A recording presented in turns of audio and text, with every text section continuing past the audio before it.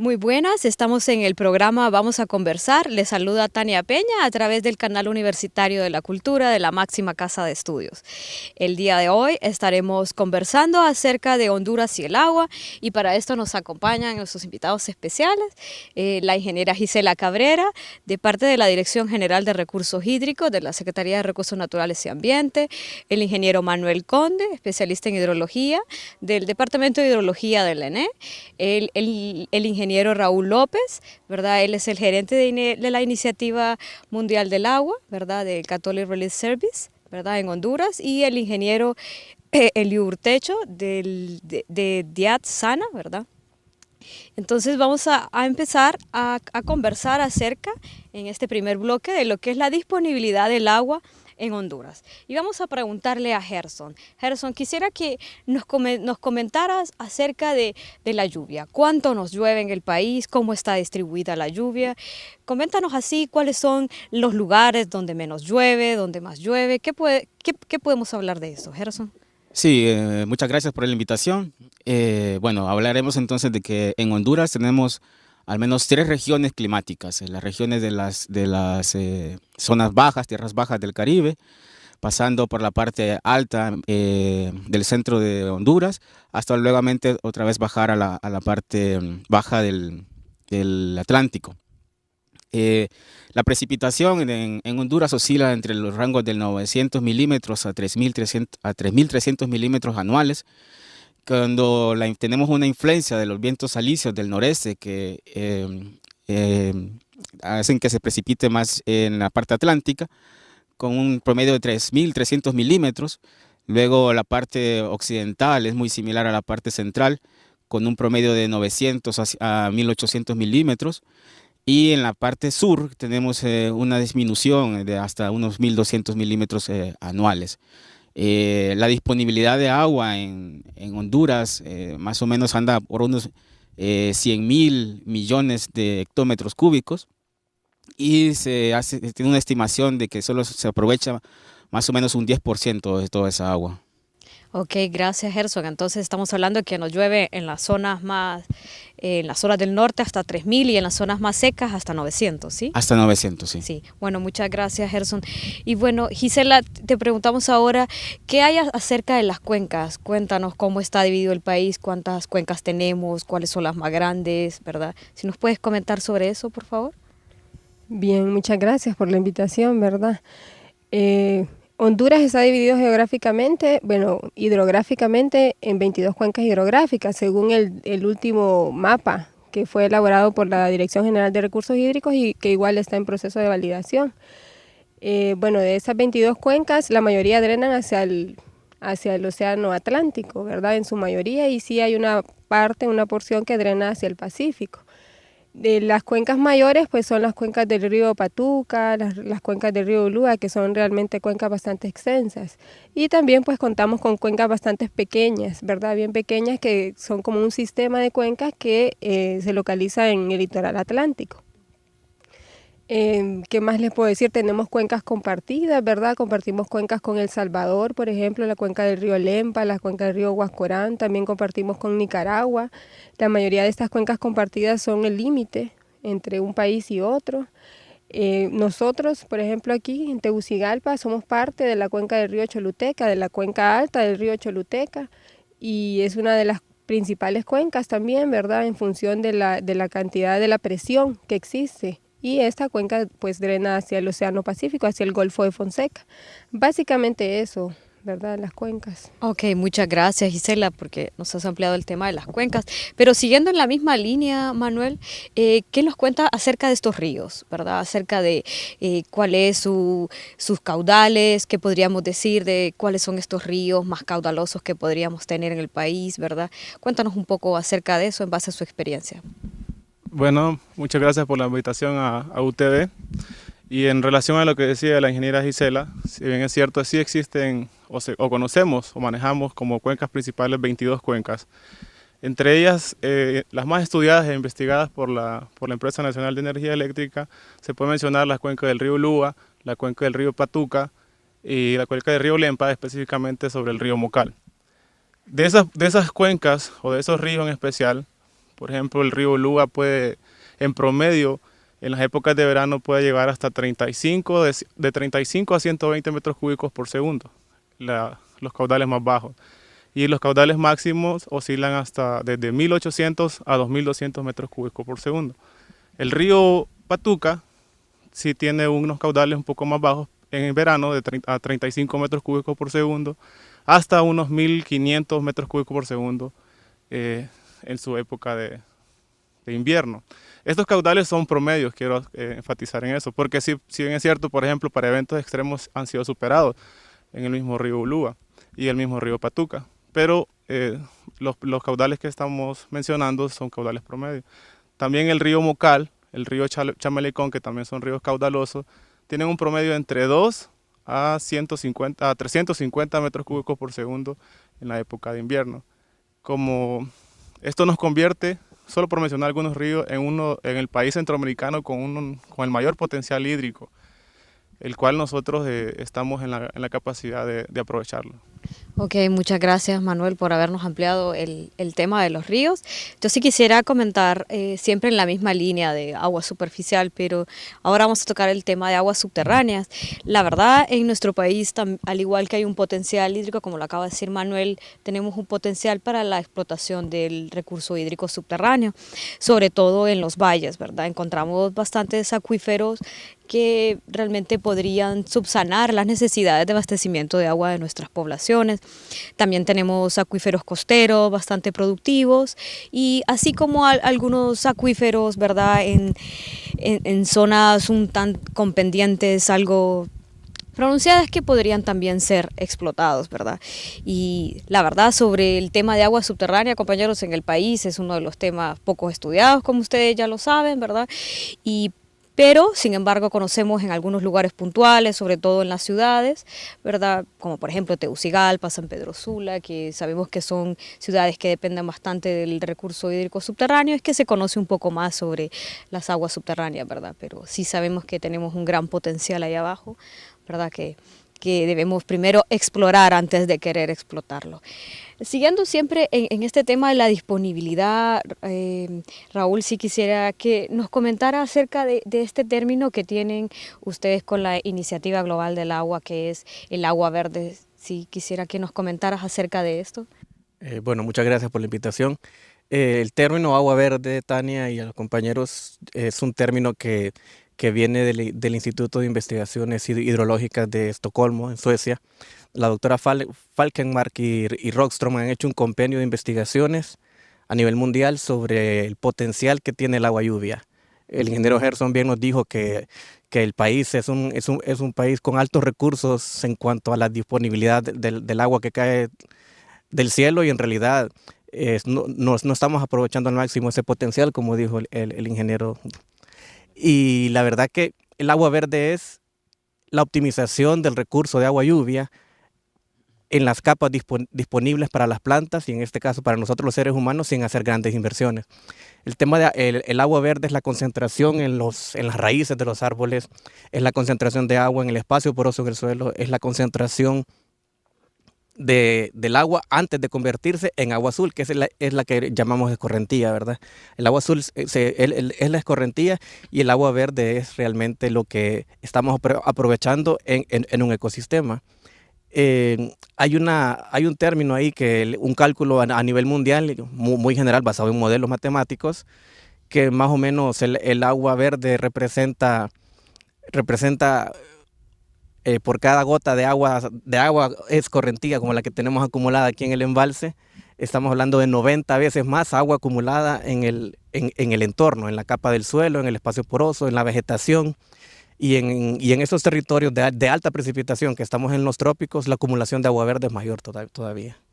Sí, muchas gracias. Entonces podríamos concluir, compañeros, que la verdad Honduras tiene un gran potencial, ¿verdad?, hídrico, tanto como los que nos contaba Gerson. Imagínense esa pluviosidad de hasta 3.000 milímetros. Claro, hay unas zonas secas, ya todos conocemos la zona seca, ¿verdad?, de 900, pero sin embargo 900 milímetros es bastante en comparación con otros países que solo llueve por ejemplo, 200 milímetros y aún así tienen altas producciones, ¿verdad? Entonces podemos decir que desde arriba nos cae bastante y ya Manuel y Gisela nos contaron acerca de los caudales de nuestros ríos, ¿verdad? Nuestra topografía nos permite tener bastantes ríos, tanto permanentes como intermitentes, y bueno, y Raúl ya nos comenta también acerca de esa existencia de esa agua también en la parte subsuperficial, lo que nos da también el potencial hidrogeológico, ¿verdad?, que tenemos. Ahora que ya conocimos acerca de la disponibilidad del recurso hídrico en nuestro país, Gerson, te quería pedir que nos pusieras en contexto. ¿Dónde estamos acá? ¿Verdad? Quisiera que nos hablara de este embalse, ¿sí? Sí, bueno, aquí estamos sentados y parados o conversando. Estamos sobre la subcuenca de Río Grande. Estamos en el embalse de Concepción, que fue construido en 1993 y tiene una capacidad de máxima de unos 35 millones de metros cúbicos, y es el que provee más o menos el 25% de agua potable a la ciudad capital, distribuido entre Laureles, Picacho y aguas subterráneas y otros pequeños represas como Tatumbla y Zahuacante, ¿verdad? Ok, gracias Gerson por ponernos en contexto. Gisela, ¿nos podrías contar un poquito acerca de esta subcuenca, verdad? ¿Qué nos podrías decir? Bien, el tema de agua para Tegucigalpa es bastante, de mucha discusión, ¿verdad? Porque es bastante problemático. En el caso de Tegucigalpa, ya mencionó Gerson, ¿verdad? Algunas de las subcuencas de donde pues tomamos agua los capitalinos. Sin embargo, bueno, ya aquí estamos en la cuenca del Río Grande, ¿verdad? Que es una de las, creo yo, que de las más limpias, ¿verdad? De donde se obtiene el recurso hídrico de mayor calidad. Pero también tenemos otras subcuencas, ¿verdad? Que abastecen, en el caso de la Tigra, ¿verdad? Ya lo mencionó Gerson, la cuenca del río Guaserique, que también es otra que nos da mucho a discutir. Hay muchas opciones, ¿verdad? En el caso de Tegucigalpa para poder obtener mayor recurso, para poder represar, ¿verdad? O presar mayor recursos. Bueno, hay varias opciones, ¿verdad? En el caso de Tegucigalpa para lo que es poder obtener mayor recurso, la cantidad de recursos hídricos, ya que en el tiempo de verano, pues, como ustedes saben, siempre hay muchos racionamientos. Hay muchas iniciativas también, ¿verdad? Muchas instituciones que trabajan en el tema del recurso hídrico para cada una de las subcuencas que abastecen a Tegucigalpa, y hay una preocupación también a nivel de la población para poder ver de qué manera se puede colaborar para que no tengamos esa problemática del recurso hídrico, sobre todo en el tema en las fechas de verano.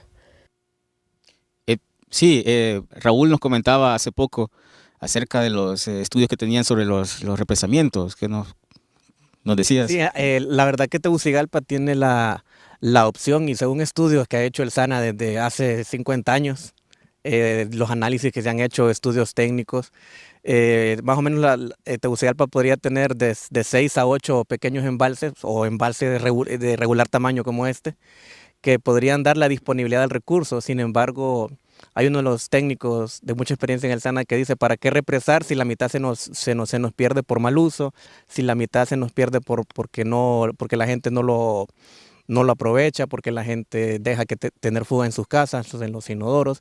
Entonces, el tema de represar agua basado en la disponibilidad de la lluvia, como decía Gisela, hay que sopesarlo siempre con el costo de la inversión y el costo que hacemos en casa, el gasto que hacemos en casa, el gasto consultivo, el mal uso que hacemos. Entonces, basado en la oferta que tenemos de agua, la demanda de nosotros en realidad es fuerte. Y para compensar esa demanda habría que hacer grandes inversiones, como saben, Río del Hombre 7, represar más el agua de Tatumbla, represar más el Guaserique, 2 o 3 embalses aguas arriba de lo que tenemos, represar todavía aquí arriba en Concepción, las opciones de traer agua de otras cuencas como en Nacaome, incluso hacer un trasvase intercuenca desde el Cajón o desde la zona litoral, ¿verdad? Donde hay más disponibilidad de lluvia. O sea, Tegucigalpa no se va a morir. Tegucigalpa no se va a morir en términos de oferta hídrica y demanda de la población. Hay opciones técnicas, sin embargo, hace falta gestión y organización. Gracias, Raúl, porque nos han ampliado el tema. Entonces diríamos que, dada la disponibilidad del agua, estamos hablando, Gerson, que aquí son aproximadamente 900 milímetros los que nos llueve al año, ¿verdad? En Tegucigalpa 900.000 en esta parte más alta, ¿sí?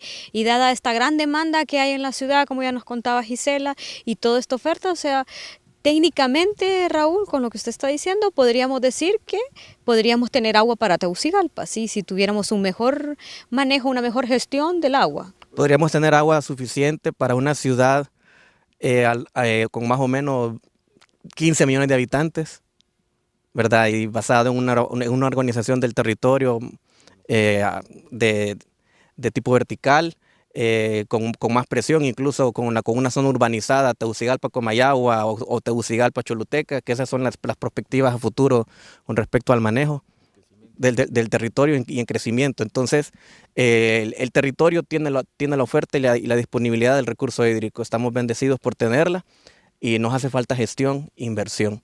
Ok, sí, bueno, muchas gracias, compañeros. Yo sí quisiera agregar algo sobre Tegucigalpa y sobre la disponibilidad del recurso. Sabemos todos que solo en Tegucigalpa el SANA tiene un inventario de pozos de cerca de 700, la base, 700 y fracción, ¿verdad? Eso en el último censo, de aquí al último año se han hecho no sabemos cuántos, algunos 100 más. Entonces también tenemos un potencial hidrogeológico, ¿verdad? Es más, Gerson lo acaba de decir, que el SANA también se abastece de pozos, ¿verdad? O sea que cierto porcentaje del agua que llega a nuestras casas viene del agua subterránea. Entonces vamos a ir a nuestra primera pausa. Hasta ahora hemos hablado sobre la disponibilidad del agua a nivel nacional y hemos concretizado un poco acá en Tegucigalpa cómo está el asunto de la disponibilidad y un poco acerca de la gestión del agua y el manejo.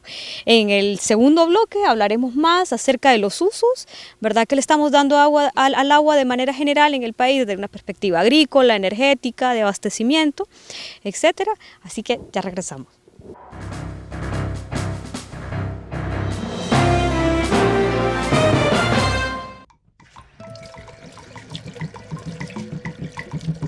Los humanos tenemos un tesoro que a veces no cuidamos y nunca imaginamos que se puede agotar. No pensamos que un día recordaremos como algo extraordinario lo que hoy es natural, como un juego sin malas intenciones. Dejamos que se pierda lo que otros no tendrán. Los recursos que tiene este planeta no son inagotables, tenemos que cuidar. El agua es todo, el agua es vida. Si no la cuidas, ¿qué trabajo te va a dar irla a buscar? No se te olvide cuidar el agua. Si te faltara agua en la vida, tú sentirías el deseo de cuidar el agua, el deseo de cuidar el agua.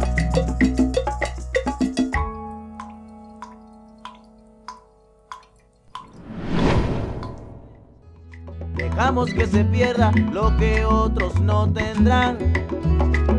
Los recursos que tiene este planeta no son inagotables, tenemos que cuidar.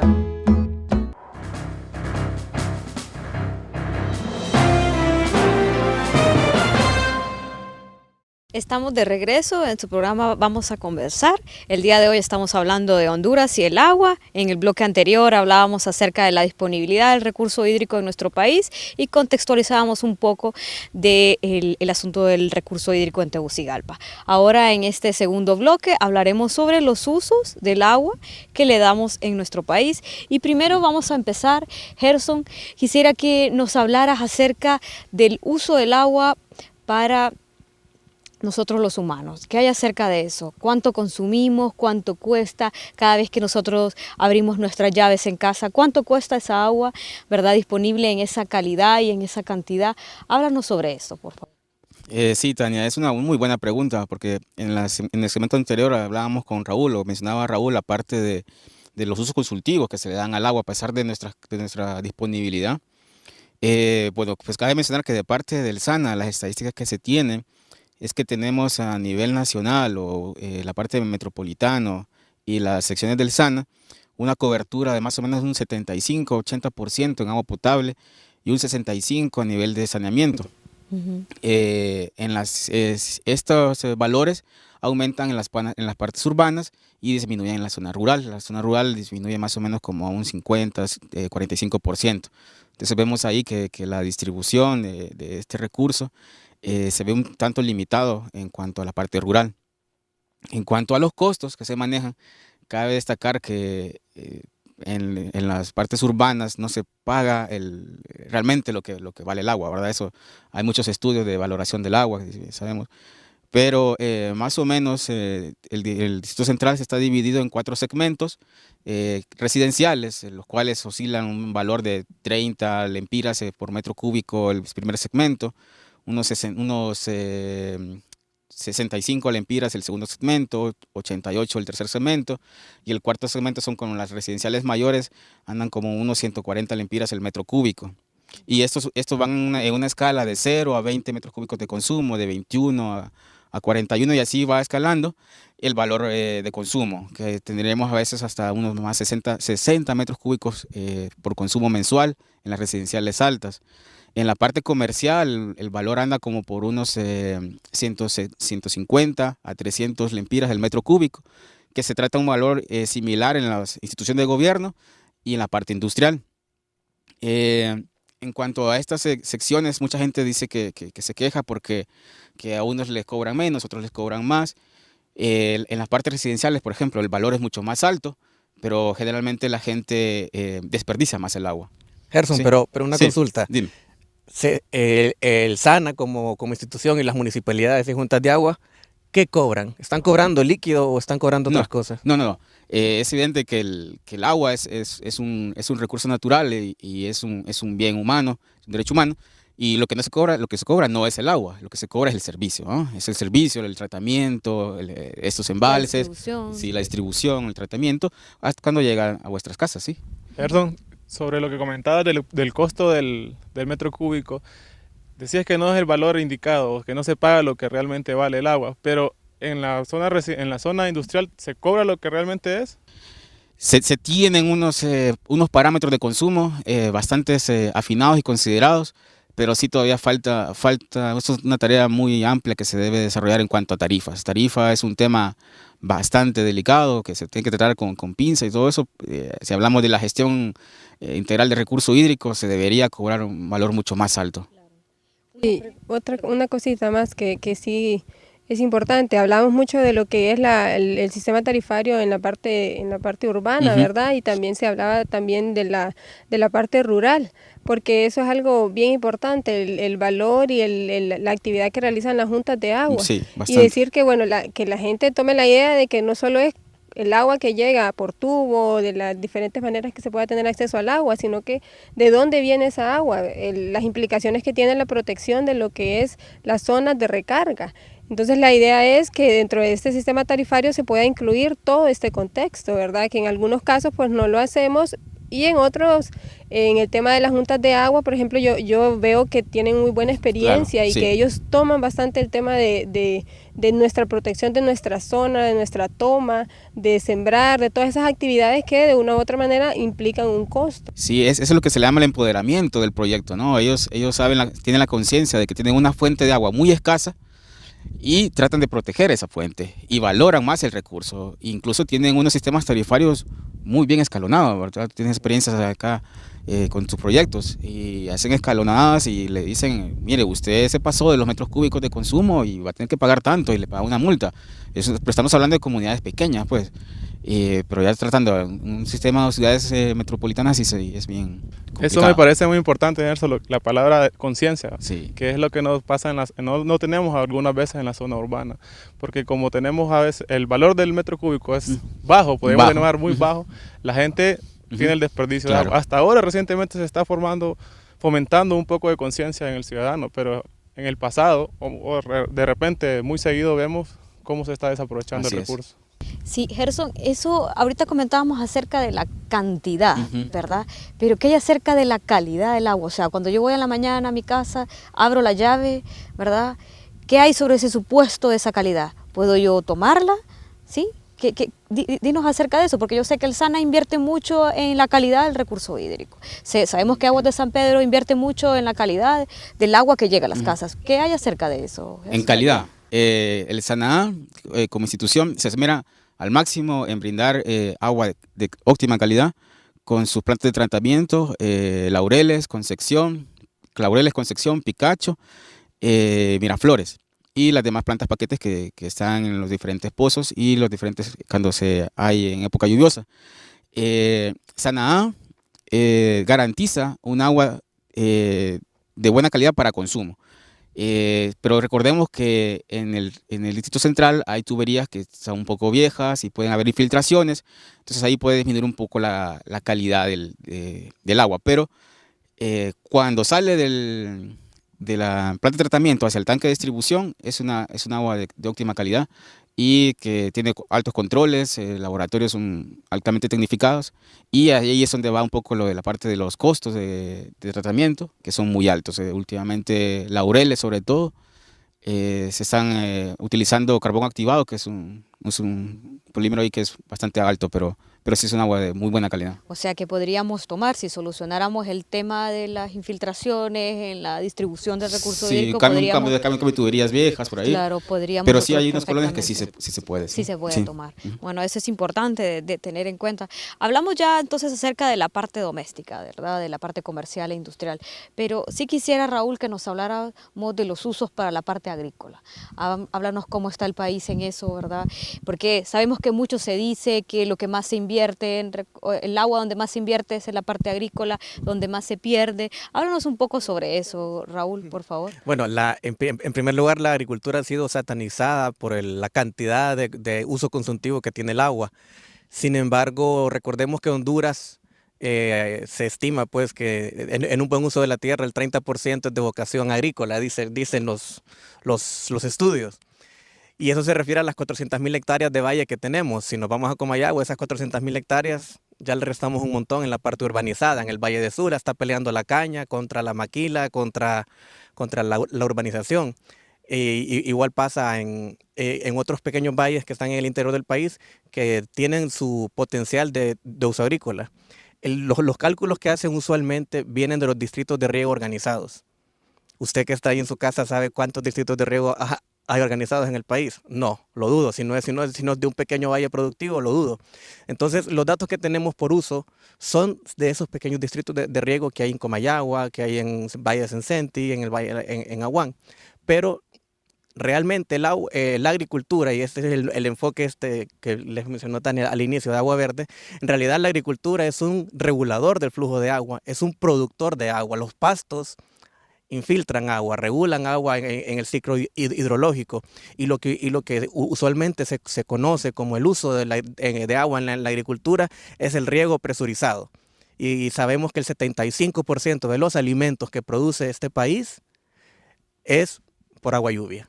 Entonces el 75% de producción de comida de agua lluvia contra un 25% producido bajo riego, que son los productos de alto valor que presionan el melón y banano en algunos valles y hortalizas, eso sí está con una demanda de riego. Sin embargo, productos básicos para la economía nacional como el café, como el maíz, como el frijol, piensen y van a ver que muy poco tienen riego. Todo es por la oferta hídrica que mencionó Gerson al inicio, que tenemos en cuanto a precipitación. Entonces el potencial de Honduras, en Honduras decir que la agricultura es alta consumidora de agua es incorrecto. En Honduras la agricultura es alta productora de agua y reguladora del flujo. Sí, entonces ahí entraríamos a una controversia acerca de los sistemas productivos, ¿verdad? Qué tan sostenibles pueden ser, la forma de estos sistemas, pero creo que ahí nos estaríamos orientando ya hacia otro tema. Sí, siempre hay mucho que discutir ahí por el tema de degradación de tierra, ¿verdad? Y bueno, pero ya Raúl nos ha ampliado acerca de cuál es el uso que se le da en el país a la parte agrícola. Si quisiéramos, Manuel, en el primer segmento usted nos comentaba acerca de ese potencial que teníamos en el país para la generación de energía, ¿verdad? Hidroeléctrica. Háblanos acerca de esto, ¿verdad? ¿Cuál es el uso que se le está dando al agua para este sector?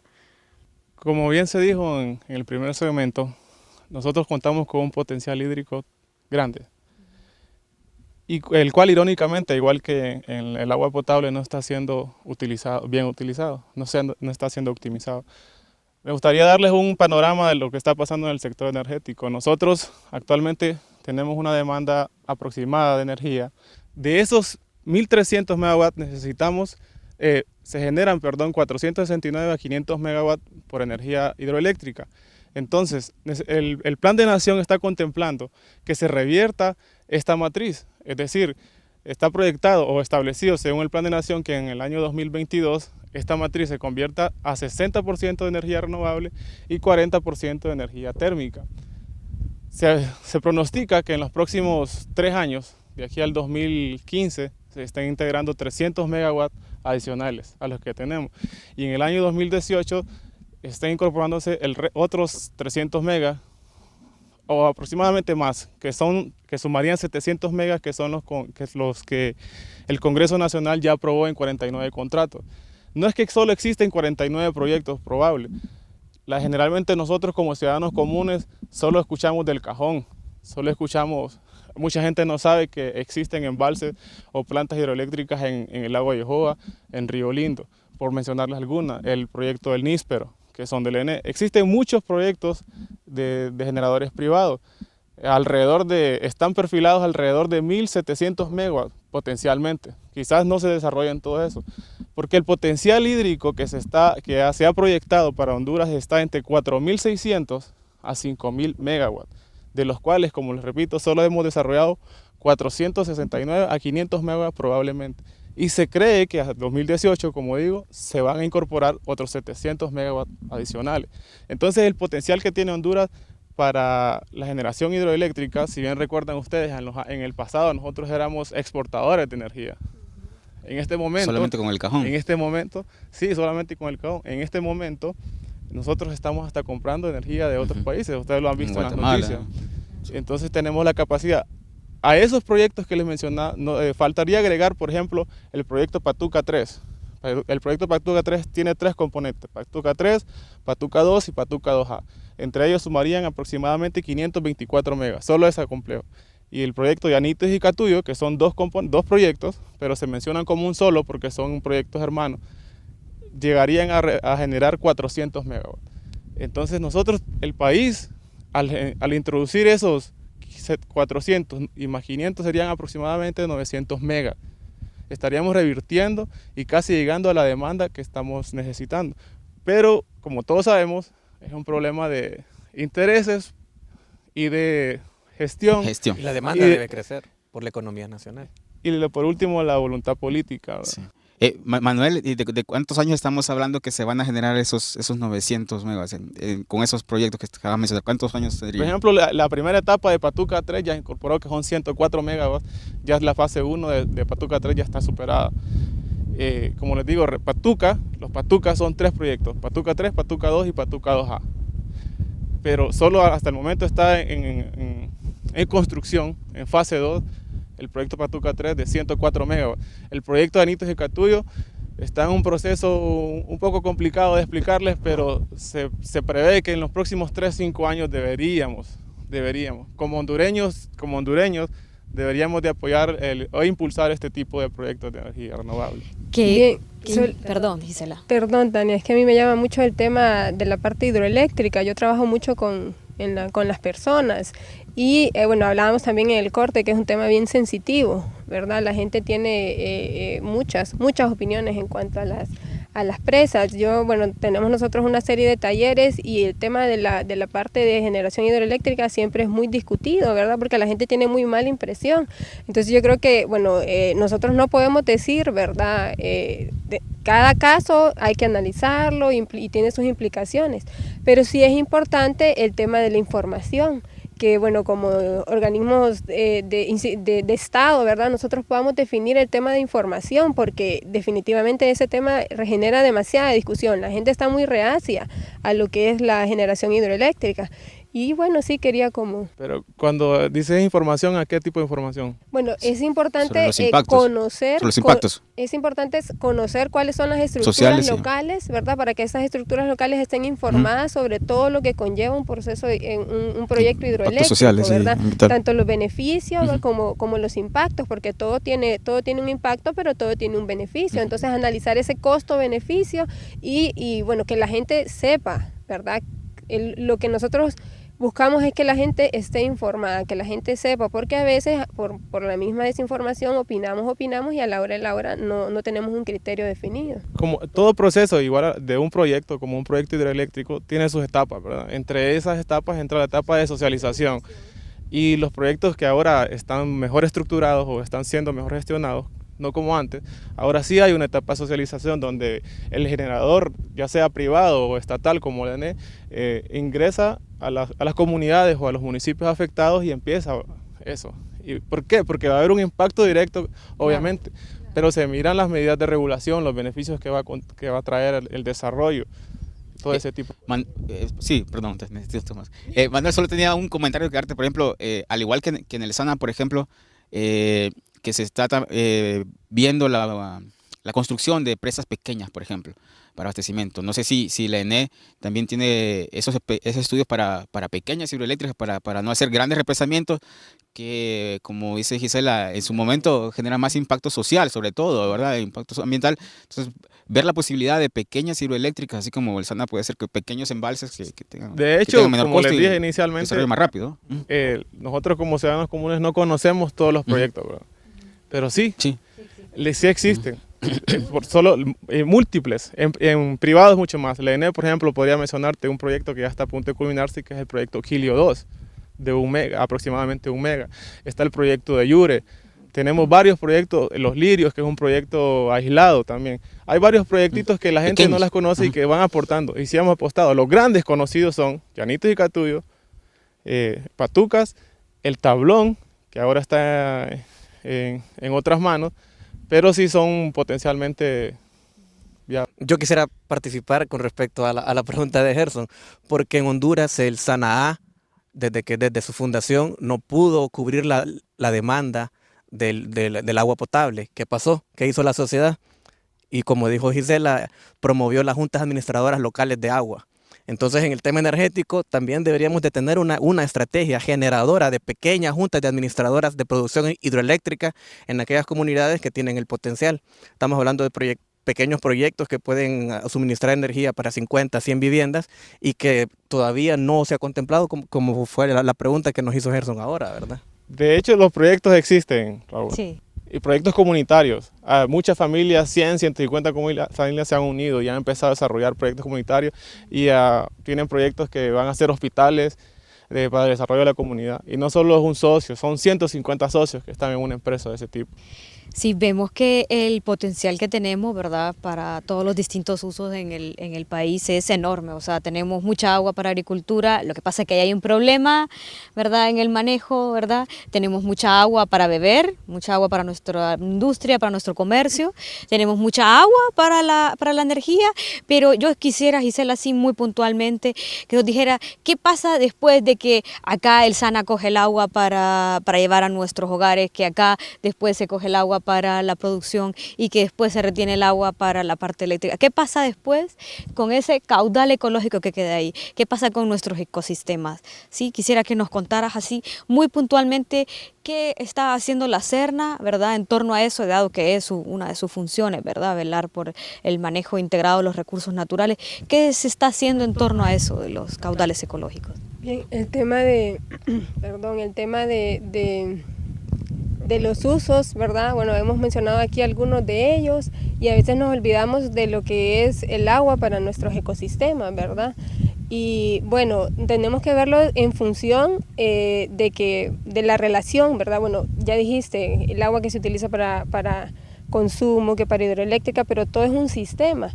El ciclo hidrológico pues nos da esa ventaja, ¿verdad?, de que el recurso hídrico que cae en nuestro país, en primer lugar, entra en un ecosistema y hay que establecer esa estrecha relación que existe entre entre los servicios que nos puede presentar estos ecosistemas siempre en beneficio de la población, ¿verdad? Porque a veces nosotros decimos, ¿para qué conservar? ¿Para qué proteger? Y la idea es precisamente para mejorar nuestra calidad de vida, para poder preservar, para nosotros poder contar con un tipo de recursos. Bueno, existen muchos lineamientos, ¿verdad? En la Serna trabajamos al igual que muchas instituciones en lo que es el tema de la gestión integrada de recursos hídricos, que es precisamente eso, interactuar, ver todas esas acciones que se pueden dar con cada uno de los involucrados, con todas las acciones para poder preservar no solo los ecosistemas, respetar, dar los lineamientos para respetar esos caudales ecológicos, sino que todo lo que conlleva la gestión del recurso hídrico. Claro. Entonces sí es bastante importante, ¿verdad? Sí, yo sí quisiera hacerles una pregunta así general. Tenemos un montón de agua, ¿sí? Tenemos un montón de agua en el país, tenemos mucho potencial hidroeléctrico, tenemos mucho potencial para nuestros consumos, para agricultura, pero ¿qué pasa entonces? ¿Por qué yo no tengo agua todos los días? ¿Por qué me cobran tanto por la electricidad? ¿Sí? ¿Por qué nuestros ecosistemas están degradados? ¿Por qué la producción tiene tantas pérdidas? ¿Sí? Entonces esto lo vamos a dejar para el tercer segmento, en el cual vamos a hablar acerca de la gobernabilidad, gobernanza, ¿verdad? Vamos a tocar un poco el tema de cambio climático en este próximo segmento, dado que ya hemos hablado sobre los usos. Así que ya regresamos.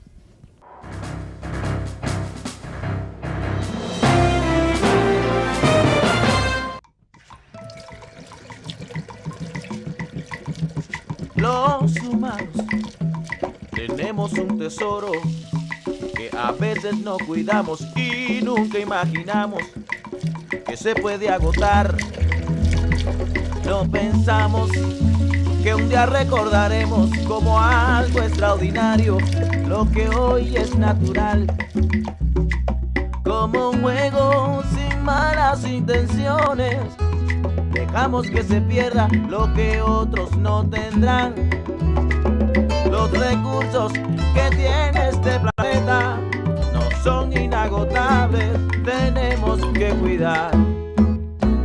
El agua es todo, el agua es vida. Si no la cuidas, ¿qué trabajo te va a dar irla a buscar? No se te olvide cuidar el agua.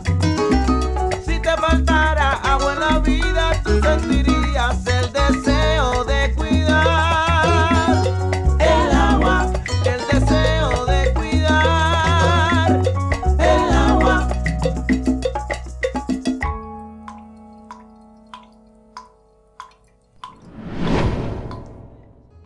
Dejamos que se pierda lo que otros no tendrán. Los recursos que tiene este planeta no son inagotables, tenemos que cuidar.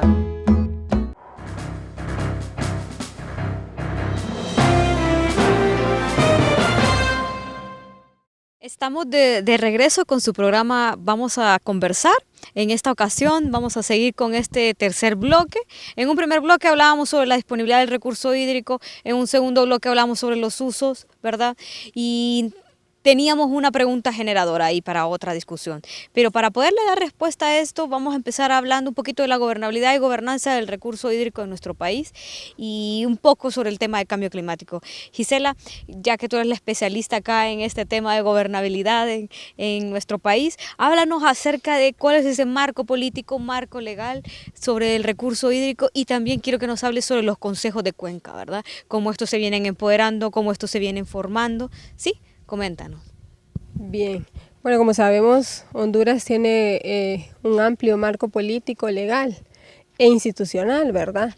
En lo referente a la parte política, bueno, contamos con una política ambiental que fue elaborada en el año 2009, además con una política hídrica que está en proceso de actualización. Y bueno, también se ha trabajado el tema de la política sectorial de agua potable y saneamiento, entre otras. Estas son como quizás las más relacionadas con el tema de agua. El marco legal, pues bueno, ya sabemos, es bien extenso en nuestro país, ¿verdad? No nos podemos quejar por el tema de leyes. iniciando con la parte de compromisos internacionales a través de los diferentes tratados o convenios que Honduras establece a nivel internacional, que son como compromisos que nosotros tenemos como país en torno a lo que es la gestión de recursos hídricos y gestión de los recursos naturales en general, ¿verdad? Podemos mencionar convenciones varias como la Convención de Lucha contra la Desertificación y Sequía, la Convención sobre Diversidad Biológica, la Convención de Cambio Climático, la protección de humedales. Hay una serie de compromisos internacionales que son como los lineamientos principales en cuanto al tema de la gestión de los recursos. A nivel nacional, bueno, tenemos nuestra Constitución de la República, que es quien nos da los lineamientos generales, nos da las competencias a las diferentes organizaciones estatales para lo que es la gestión, administrar adecuadamente los recursos, incluyendo el agua. Ya para la parte legal, bueno, contamos con leyes generales y con leyes especiales. Hay muchas leyes que tienen que ver con el tema, ya sea de manera directa o indirecta. Por mencionarles algunas, bueno, tenemos la Ley General de Agua, que es con la que nosotros trabajamos más directamente, que fue aprobada en el año 2009, pero también está la Ley Marco de Agua Potable y Saneamiento del año 2003. Y bueno, tenemos la ley de incentivo al uso de energía renovable, la ley de forestal de áreas protegidas y vida silvestre, y la ley de ordenamiento territorial, ¿verdad? Entre otras, no solo son esas las que tienen que ver, sino que hay muchas leyes que se interactúan en torno al tema de agua.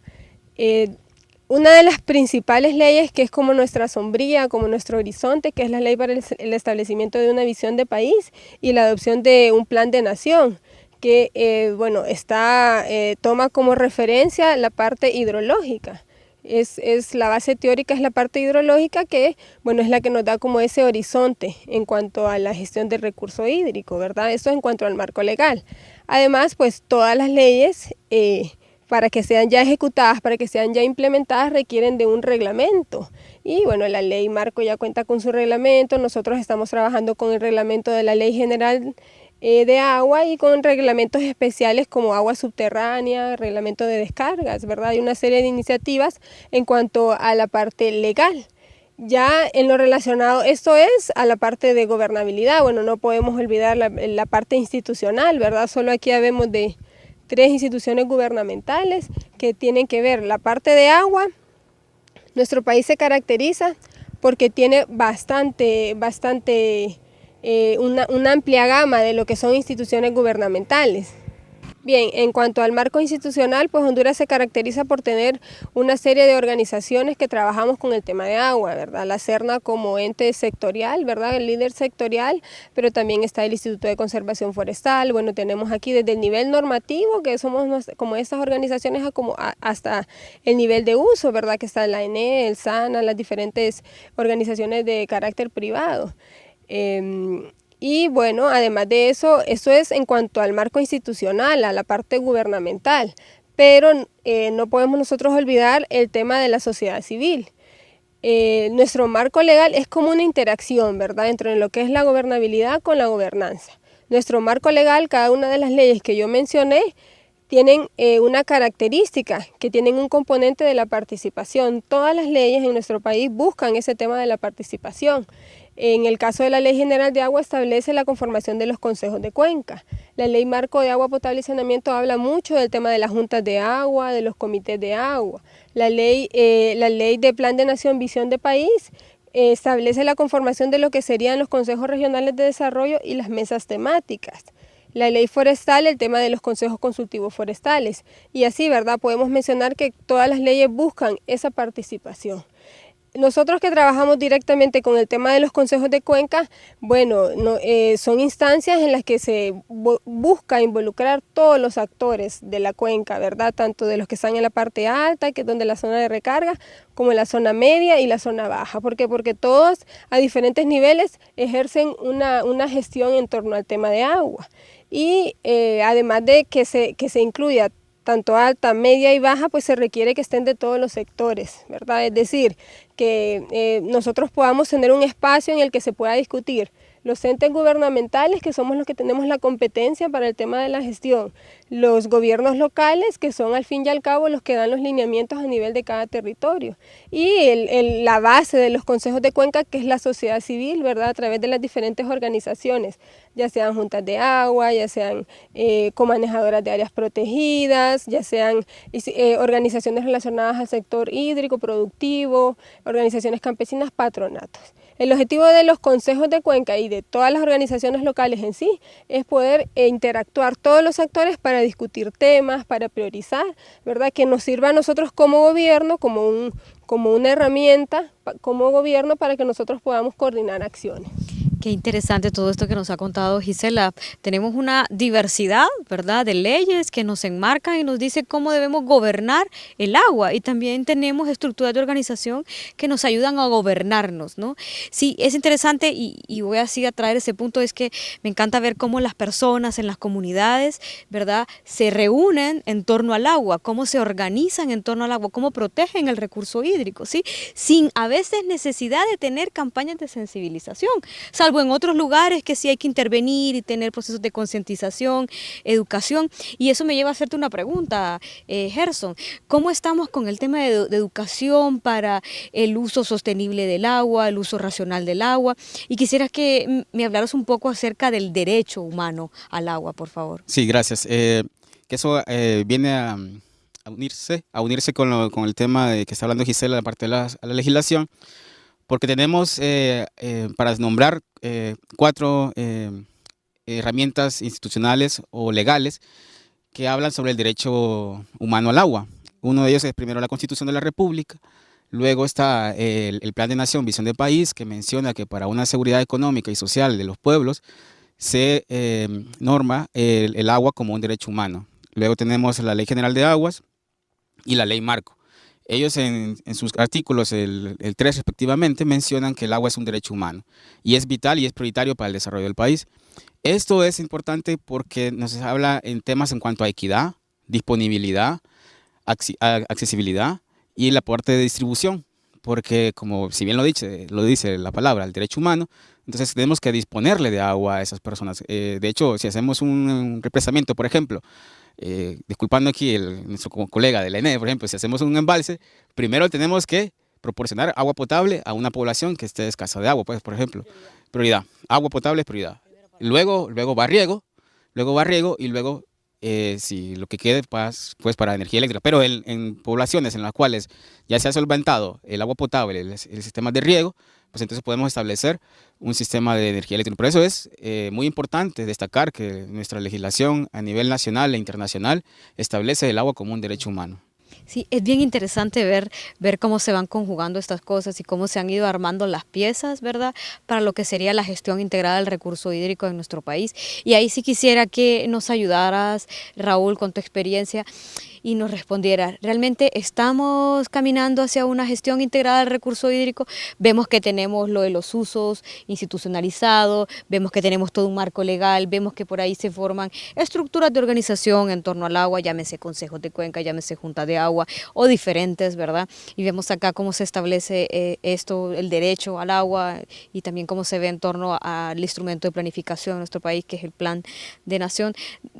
Decinos, ¿cuál es la orientación que llevamos nosotros hacia la gestión integrada del recurso hídrico? ¿Realmente lo estamos haciendo? Pues estamos encaminados en realidad, tenemos los instrumentos legales que mencionó Serna, hemos aplicado localmente ya y tenemos experiencias de campo en los cuales las comunidades organizadas han llegado a tener una propia gestión. Se sabe ya que los bienes colectivos, ¿verdad? Y eso está probado por premios Nobel, que los bienes colectivos se administran mejor a nivel comunitario. Entre más subsidiariedad hay en la operación y la operativización de actividades, el bien común se administra mejor y es más eficiente. Y eso es lo que buscan estos instrumentos. Lo que pasa es que hemos trabajado durante muchos años de forma aislada, independiente, sin trabajar con el vecino. Y el vecino es el que nos está acompañando siempre. Y las estructuras que se están formando a nivel local por necesidad, los comités de seguridad alimentaria, los comités de agua, los comités de vigilancia por el tema de seguridad, esas estructuras locales son las que deben tomarse como referencia para todo este marco bien bonito que hemos firmado como país. Y nosotros como organización privada de desarrollo es lo que estamos promoviendo, el capital humano para engranarnos con el marco legal que tiene Honduras y bueno, y en general la región, ¿verdad? Ok, gracias Raúl. Y una última pregunta, Manuel. Viendo todo esto así y con todo lo que nos contabas, todo ese potencial hidroeléctrico, ¿qué podrías concluir, verdad, acerca de todos estos instrumentos que tenemos para el sector hidroeléctrico? Bueno, previamente me gustaría hacer un comentario de lo que dijo Gerson al respecto del derecho humano al acceso del agua, ¿verdad? La ENE como entidad estatal respeta todo eso y como respeto de las leyes, la Ley General de Aguas entonces habla de eso y en la ENE ha habido casos en los cuales ha decidido dejar determinado proyecto para priorizar precisamente ese derecho. La Ley General de Aguas es una de las leyes que nos regulan la parte del sector energético, la ley marco del sector energético, también la ley de incentivos para generador de energía renovable, que es una ley que estimula a los generadores privados y les da algunas excepciones en cuanto a los impuestos, en cuanto a introducir maquinaria o a todo el personal que trabaja en ese tipo de proyectos para que se impulse este tipo de energías, específicamente la energía renovable, ¿verdad?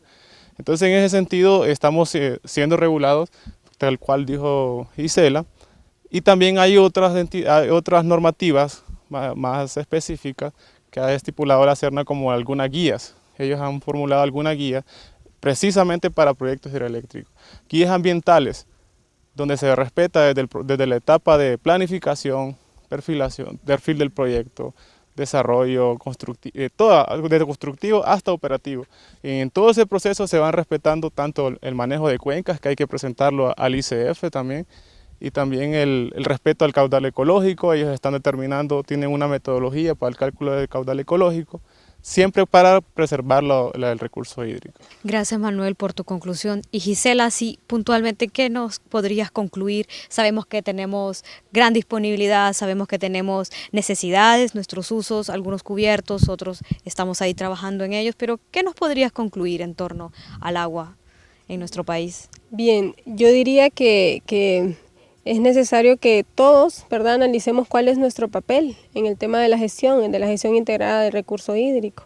Sabemos que como gobierno tenemos competencias netamente ya definidas, ¿verdad?, cuáles son esas competencias, pero sí es importante saber cuál es nuestro papel, ¿verdad?, en eso, coordinar, ¿verdad?, en primera instancia a través de todas esas organizaciones, ya sea gubernamentales, ya sea a través de gobernanza, todas esas organizaciones de participación ciudadana, y bueno, ver, ¿verdad?, el papel que puedan tener los medios de comunicación en torno al tema, ¿verdad?, ya que son como la fuente primaria de información de la población, y involucrarnos todos en lo que es el tema del agua, ¿verdad? No solamente esperar a lo que pueda venir a hacer el gobierno, o lo que pueda venir a hacer la cooperación, o lo que pueda venir a hacer alguna organización civil, sino que ver cuál es mi papel. Yo puedo asegurarte que todos tenemos un papel, y hay mucho por hacer. Claro, Eso, sí, tenemos mucho trabajo.